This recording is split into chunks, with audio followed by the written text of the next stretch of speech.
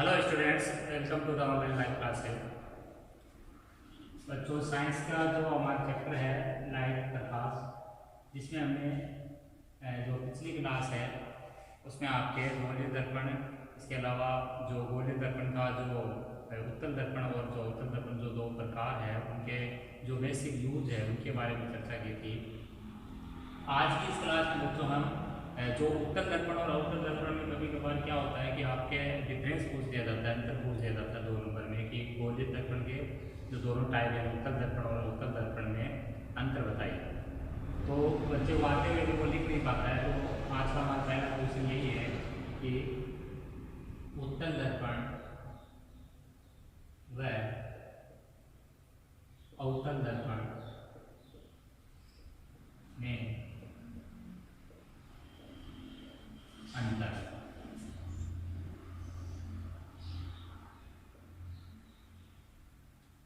तो यहाँ पर हम एक टेबल बनाते हैं पहले, इसमें 3 कॉलम रखते हैं।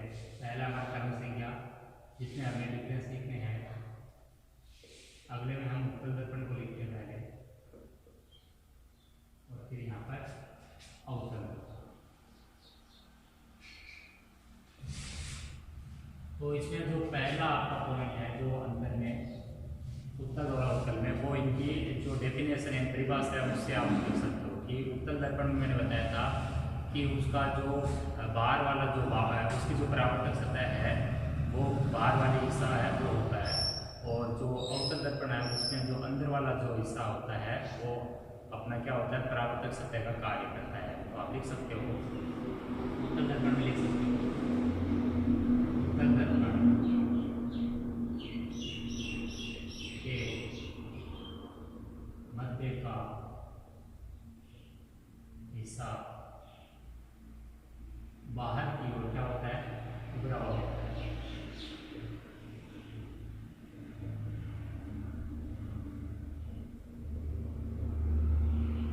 और अवतल में क्या होगा, अवतल दर्पण के अंदर का हिस्सा, अंदर का आप अवतल दर्पण के परावर्तक पृष्ठ का हिस्सा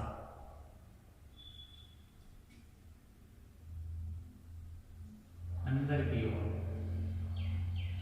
दर्शा होता है। यानी अवतल में क्या होगा, जो परावर्तक सतह होगी, यानी अवतल दर्पण इस टाइप से होगा आपका, जिसमें इधर पॉलिश और इधर का ये जो परावर्तक सतह, ये वाली आपकी परावर्तक सतह है वो किधर की ओर दर्शी हुई, अंदर की ओर। ये जब उत्तल दर्पण होगा तो उत्तल दर्पण में अंदर पॉलिश कर देंगे, तो ये जो परावर्तक सतह होगी इसमें वो क्या होगी, मध्य से क्या होगी, बाहर की ओर उभरी हुई होगी। बीचों बीच से क्या है, बाहर से उभरी हुई है, यहाँ से ये उभरा हुआ हिस्सा है आपका। तो ये इनमें दोनों में डिफरेंस आप सीख सकते हो इस टाइप से। दूसरा इनमें जो डिफरेंस है बच्चों वो ये है कि जो उत्तल दर्पण से जो प्रतिबिंब बनता है आपका वो कैसा होता है, हमेशा ही आभासी होता है, जबकि अवतल दर्पण से जो प्रतिबिंब बनता है वो आभासी भी होता है और वास्तविक भी होता है। उत्तल दर्पण से सदैव आभासी प्रतिबिंब बनता है, आभासी प्रतिबिंब बनता है। जबकि इसमें लिख सकते हो आप अवतल दर्पण से आभासी व वास्तविक। आभासी को हम काल्पनिक भी कहते हैं, आभासी व वास्तविक दोनों प्रकार के प्रतिबिंब निर्मित होते हैं या बनते हैं। दूसरा इसमें डिफरेंस ये है कि उत्तल दर्पण से प्रतिबिंब जो बनता है हमेशा आभासी होता है, और अवतल दर्पण से जो बनता है वो आभासी और वास्तविक दोनों होता है। तीसरा बच्चों जो इसमें आपका डिफरेंस है वो है कि जो आभासी प्रतिबिंब जितने भी बनते हैं हमारे, यानी जो काल्पनिक प्रतिबिंब होते हैं वो आपके जो है वो दर्पण के कहाँ बनेंगे, वो दर्पण के पीछे बनेंगे, और दर्पण के जो पीछे बनेंगे प्रतिबिंब वो आपके हमेशा कैसे होंगे, आभासी जो होंगे वो सीधे होंगे। वो प्रतिबिंब कैसे बनेंगे, आगे जो बनेंगे यानी जो दर्पण में सामने न बनेंगे, दर्पण के पीछे बनेंगे, वो कैसे बनेंगे, सीधे बनेंगे। उत्तल दर्पण से जो प्रतिबिंब एक ही टाइप का बन रहा है, आभासी बन रहा है, इसका मतलब आभासी प्रतिबिंब है तो वो हमेशा सीधा बनेगा। प्रतिबिंब कैसा होगा, सीधा होता है, प्रतिबिंब सीधा होता है। जबकि अवतल में दोनों टाइप के बन रहे हैं, आभासी भी बन रहा है और वास्तविक भी। तो आभासी प्रतिबिंब सीधा और वास्तविक क्या होगा, उल्टा। तो आप कह सकते हो इससे बना प्रतिबिंब, इससे बना प्रतिबिंब सीधा है, उल्टा, दोनों हो सकता है या दोनों होता है। यानी अवतल दर्पण से जो प्रतिबिंब बनेगा वो आपका सीधा भी हो सकता है और उल्टा भी हो सकता है। फोर्थ नंबर जो इसके डिफरेंस है बच्चों, वो है आपका कि जो इसमें जो प्रतिबिंब बनेगा उसका आकार, उसकी आवर्तनता। उत्तल दर्पण से जो प्रतिबिंब बनता है वो हमेशा आपका क्या होता है, बिंब के आकार से छोटा, यानी बिंब का मतलब है यहाँ वस्तु के आकार से क्या होता है, छोटा। लेकिन अवतल दर्पण में चूंकि आपका प्रतिबिंब है वो दोनों टाइप का बनता है, सीधा और उल्टा। तो वो आपका ध्यान रखना आपको कि वो वस्तु के आकार के बराबर, वस्तु के आकार से छोटा और वस्तु के आकार से बड़ा बिंब टाइप का बन सकता है। तो आप देख सकते हो कि इससे बना प्रतिबिंब सदैव वस्तु के आकार से, वस्तु का मतलब यहाँ बिंब है, वस्तु के आकार, वस्तु के आकार से छोटा होता है। कैसा होता है, छोटा होता है। यानी जो उत्तल दर्पण से प्रतिबिंब बनेगा सदैव वो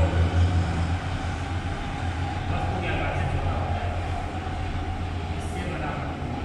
जबकि अवतल दर्पण से जो बनेगा प्रतिबिंब वो आपका वस्तु के आकार से छोटा, आकार से छोटा,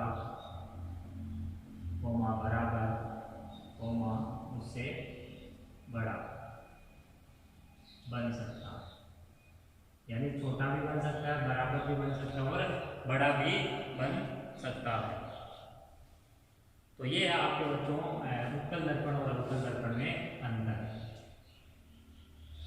जब एग्जाम में आए तो आपको इस टाइप से लिखना है। अगर एग्जाम ये कहते कोई दो और लिखिए तो आपको दो ही लिखने नंबर के हिसाब से आपको अंतर लिखने होते हैं। इसके बाद में हम देखते हैं बच्चों आभासीय और वास्तविक। अभी मैंने लिखा था प्रतिबिंब आभासी होता है, प्रतिबिंब सीधा आपका वास्तविक होता है। तो अब आभासी और वास्तविक प्रतिबिंब है उनमें अंतर देखते हैं। अगर इनमें अंतर नहीं पूछा तो आभासी और वास्तविक में भी पूछ सकता है। तो अब आपको आभासी और वास्तविक प्रतिबिंब में अंतर बताते हैं। आभासी प्रतिबिंब को हम काल्पनिक या कल्पित भी कहते हैं। आभासी प्रतिबिंब व वास्तविक प्रतिबिंब में अंतर, इनमें भी 4 मिनट दिखा रहा हूं, समझिए एक एक चीज को।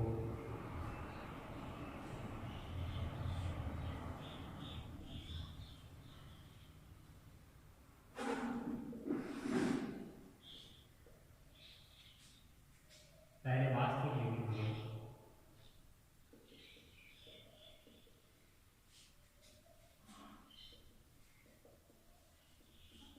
आभासी या कल्पित। देखिए बच्चों पहला अपना जो है इसमें आभासी और वास्तविक प्रतिबिंब अंतर है वो इसके जो दर्पण से टकराने के पश्चात प्रकाश की किरणों के आपस में मिलकर प्रतिबिंब बनाने पर है। तो इसमें क्या है कि वास्तविक प्रतिबिंब क्या होगा कि जब प्रकाश की किरणें हैं मुख्य उसके समांतर जाने वाली जो प्रकाश की किरणें हैं वो दर्पण से टकराने के पश्चात जब वास्तव में किसी एक बिंदु पर मिलती है तो प्रतिबिंब वास्तविक होता है। और वही अगर प्रकाश की किरणें हैं वो आपके मिलती नहीं है बल्कि पीछे बढ़ाने पर आपके मिलती हुई प्रतीत होती है तो प्रतिबिंब कैसा होता है, आपका आभासी होता है। तो इसमें आप देख सकते हो जब प्रकाश की किरणें दर्पण से टकराने के पश्चात, के बाद टकराने के बाद वास्तव में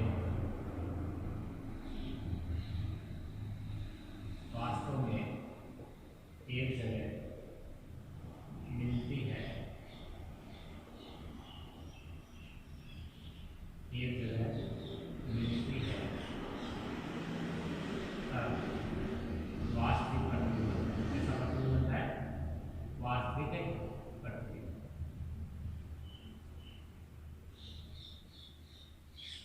यही आप लिख सकते हो आभासी में कि प्रकाश की किरणें दर्पण से टकराने के बाद किसी बिंदु पर मिलती नहीं है। इसमें प्रकाश की किरणें बिंदु पर मिलती नहीं है, बल्कि पीछे बढ़ाने पर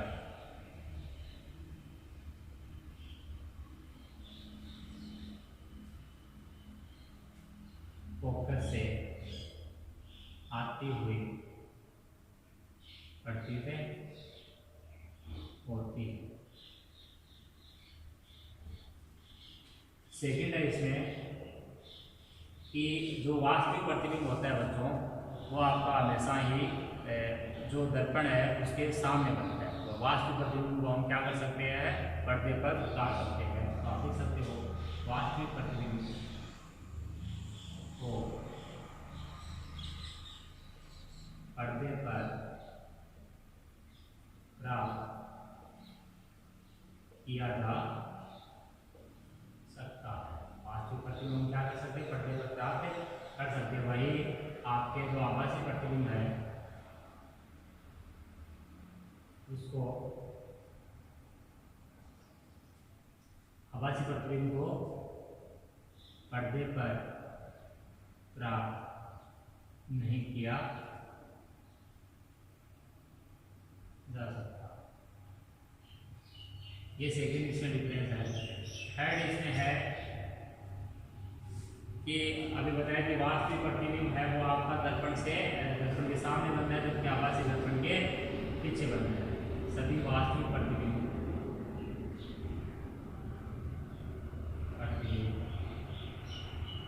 दर्पण के सामने बनते हैं, दर्पण के सामने। जबकि वही आप जो आभासी प्रतिबिंब होगा, आभासी प्रतिबिंब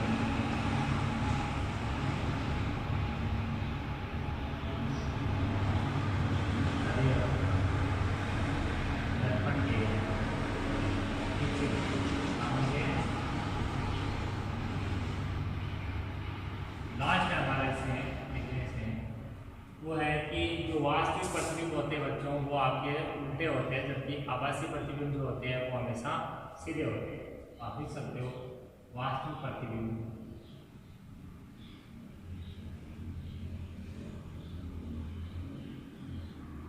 उल्टे होते हैं। कैसे होते हैं, उल्टे होते हैं वास्तविक प्रतिबिंब। आभासी प्रतिबिंब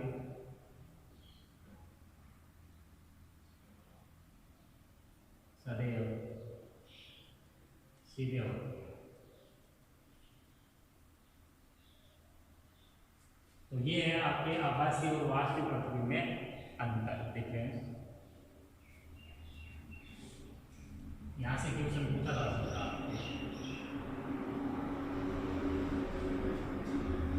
बच्चों। अब हम देखते हैं अगली चीज है वो है हमारा दर्पण सूत्र।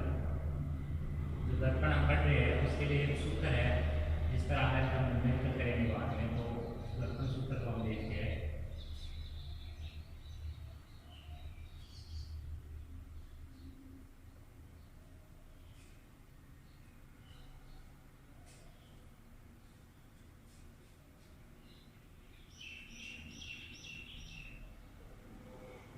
दर्पण सूत्र क्या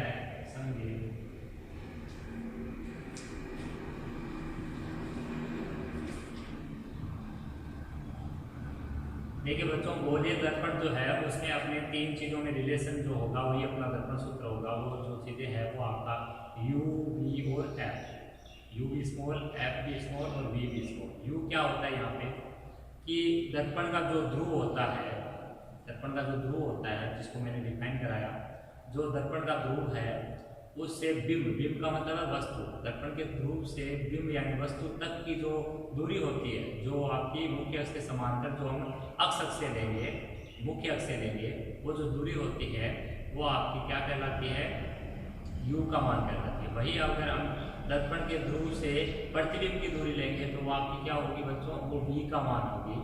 और तीसरा जो f है वो आपका होता है दर्पण के ध्रुव से, दर्पण के ध्रुव से जो मुख्य फोकस है वहां तक की जो दूरी होती है वो आपकी फोकस दूरी f होती है। और इन तीनों जो राशियों में जो संबंध होता है जिस सूत्र से दिया जाता है वो आपका क्या कहलाता है, वो आपका दर्पण सूत्र कहलाता है। तो आप लिख सकते हो किसी गोलीय दर्पण,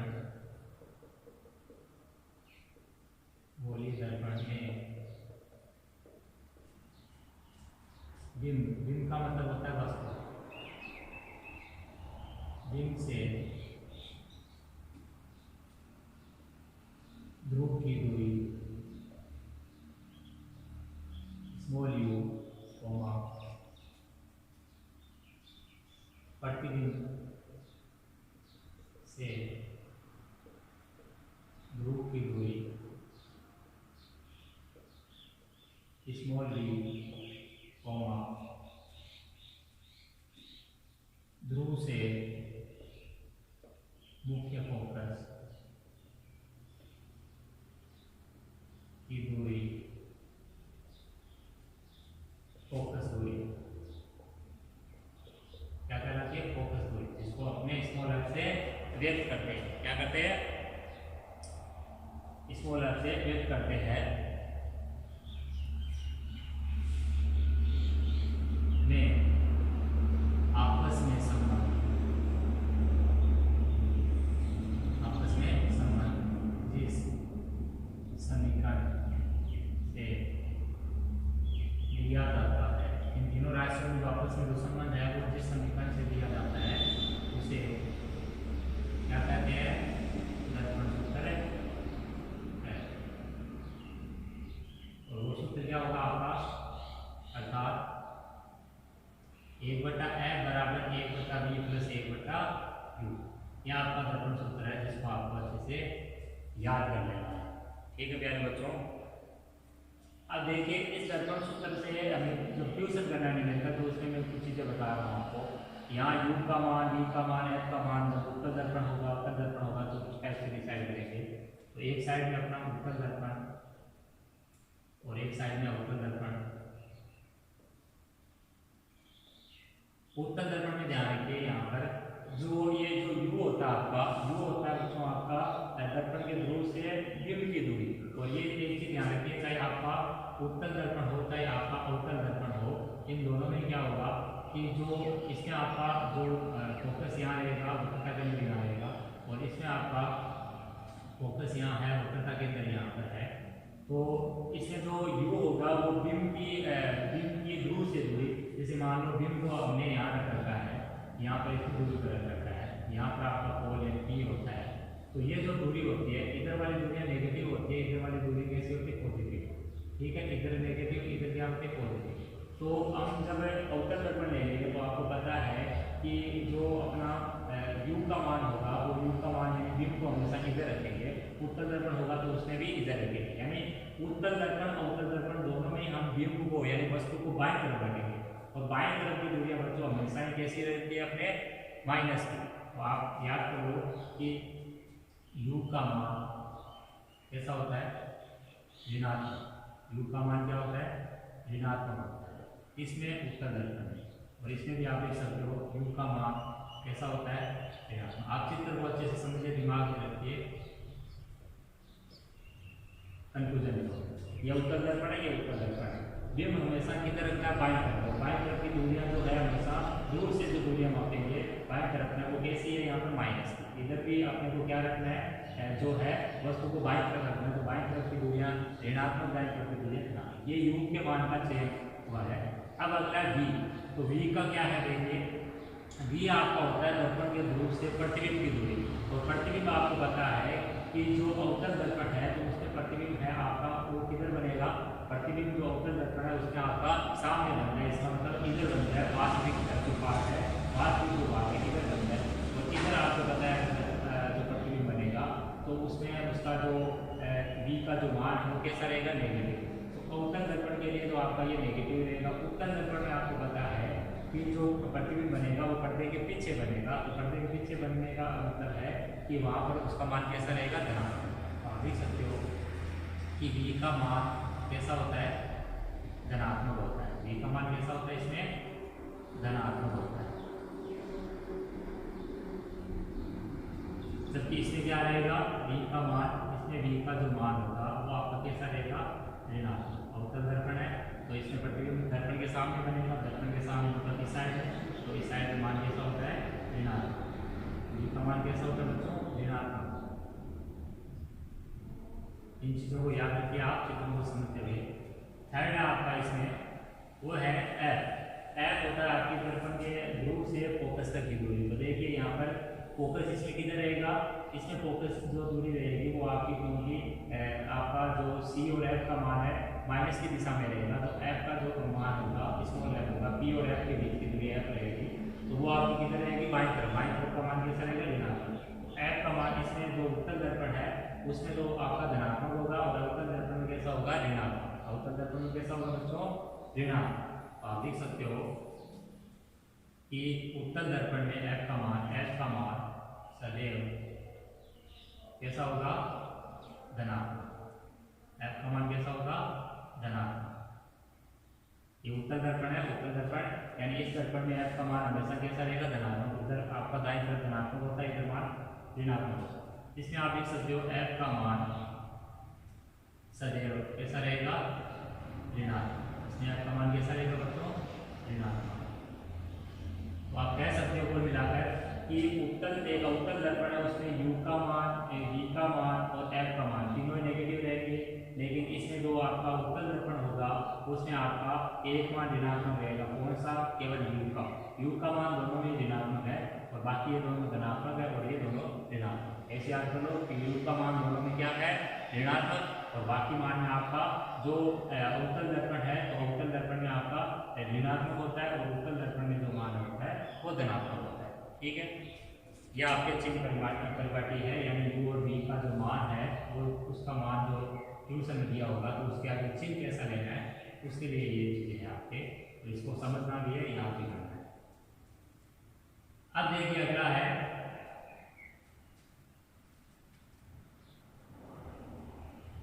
आवर्धनता, मैग्निफिकेशन। आवर्धनता क्या होता है, आवर्धनता का मतलब होता है कि जो बिंब है आपका बिंब है उसका जो प्रतिबिंब है बच्चों वो अपने छोटा बना है या बड़ा बना है। छोटा बना है तो कितना गुना छोटा बना है, बड़ा बना है तो कितना गुना बड़ा बना है। तो वो जो आपका एक जो अहम सूत्र जो आपके इस चीज को बताता है वो आपकी क्या कहलाती है, आवर्धनता कहलाती है। तो आवर्धनता को हम लिख सकते हैं यहाँ पे कि प्रतिबिंब की ऊंचाई और बिंब की ऊंचाई का जो अनुपात होता है उसको हम क्या कहते हैं, आवर्धनता। आवर्धनता ये हमारी अगली हेडिंग है। बिंब की ऊंचाई और प्रतिबिंब की ऊंचाई, इनका जो अनुपात होता है, प्रतिबिंब की ऊंचाई वह, प्रतिबिंब की ऊंचाई को ध्यान रखिए h डैश से निरूपित करेंगे, वह बिंब की ऊंचाई को स्मॉल h से। प्रतिबिंब की ऊंचाई और बिंब की ऊंचाई का अनुपात क्या कहलाता है, आवर्धन।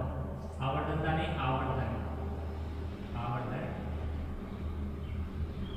कहलाता है। इंग्लिश में मैग्निफिकेशन कहते हैं, इसे स्मॉल m से व्यक्त करते हैं, इसे स्मॉल m से व्यक्त करते हैं, मैग्निफिकेशन कहा जाता है इसको। इतनी चीज समझ में आए, प्रतिबिंब की ऊंचाई और बिंब की ऊंचाई का जो अनुपात होता है बच्चों उसको हम क्या कहते हैं, आवर्धन कहते हैं उसको। लेकिन आवर्धनता नहीं करते, आवर्धनता क्या होती है, आवर्धनता का मतलब है कि यहाँ पर जो जो लेंस के द्वारा यानी सॉरी दर्पण के द्वारा बिंब की ऊंचाई को आवर्धन करने की ये जो क्षमता होती है, यानी जो दर्पण है उसमें ये जो क्षमता कैपेसिटी है आपके कि वो बिंब की ऊंचाई को क्या कर सकता है, आवर्धन कर सकता है, तो वो क्या कहलाती है, वो आवर्धन कहलाती है। अतः दर्पण द्वारा बिंब की ऊंचाई को दर्पण द्वारा बिंब की ऊंचाई को आवर्धित करने की क्षमता, आवर्धित करने की क्षमता क्या कहलाएगी, आवर्धनता कहलाएगी। ठीक है, यानी बिंब है वो उसकी ऊंचाई को दर्पण द्वारा जो आवर्धित करने की क्षमता है उसको हम क्या कहेंगे, आवर्धन। अब इसको हम गणितीय रूप में लिख सकते हैं कि m मैंने क्या बताया था, आवर्धन में होता है, आवर्धन m बराबर, आवर्धन m बराबर क्या होगा, h डेश अपॉन h, और h डेश को हम लिख सकते हैं minus v upon u। h dash को क्या लिखा जा सकता है, इस उत्तर को h डेश अपॉन h बराबर में वो लिखा जा सकता है क्या चीज, minus v upon u। u आपको पता है दर्पण के दूर से बिंब की दूरी है, और v आपका दर्पण के दूर से प्रतिबिंब की दूरी है। h डेश प्रतिबिंब की ऊंचाई है, h आपका बिंब की ऊंचाई, किसकी ऊंचाई, बिंब यानी वस्तु की ऊंचाई।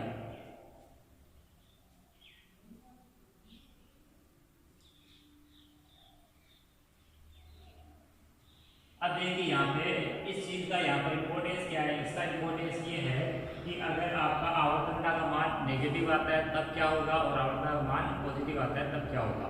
तो आवर्तनता का मान अगर माइनस का आता है तो आपका जो प्रतिबिंब होगा वो वास्तविक होगा, और धनात्मक आता है तो प्रतिबिंब कैसा होगा, वास्तविक आभासी होगा। यहाँ आप देख सकते हो, यहाँ n का मान धनात्मक हो तो प्रतिबिंब कैसा होगा, आभासी, जबकि m का मान ऋणात्मक हो तो प्रतिबिंब कैसा होगा, वास्तविक। वास्तविक यानी उल्टा, आभासी यानी सीधा।